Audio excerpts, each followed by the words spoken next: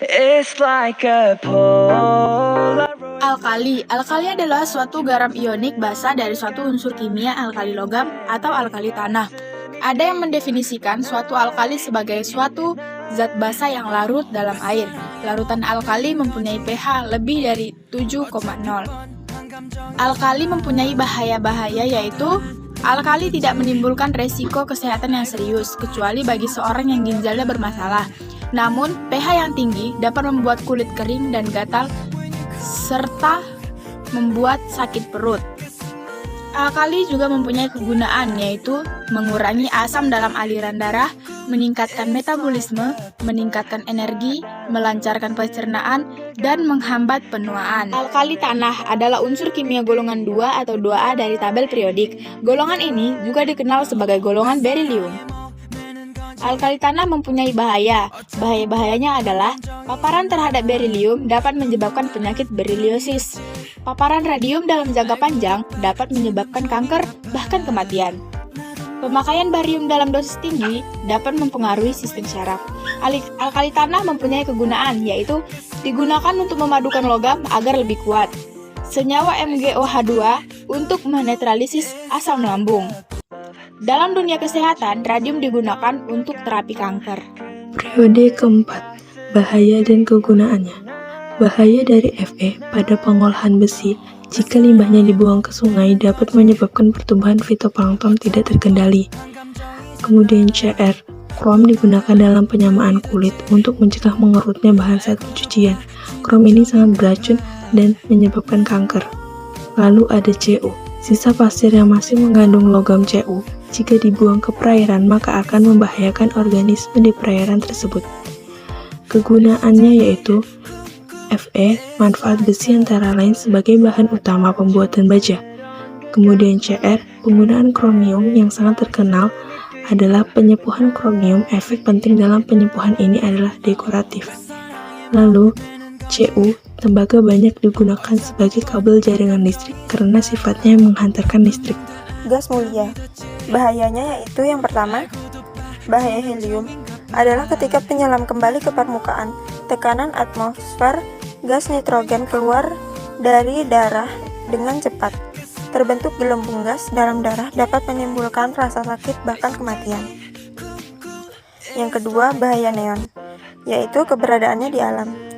Yang ketiga, bahaya argon, yaitu tidak dapat membentuk campuran kimia sejati. Jumlah yang berlebihan menyebabkan keracunan pada tanaman.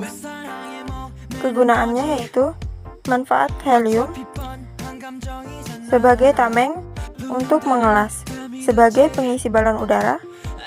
Helium yang tidak reaktif digunakan sebagai pengganti nitrogen untuk membuat udara buatan untuk penyelaman dasar laut. Manfaat neon yaitu neon cair digunakan sebagai zat pendingin.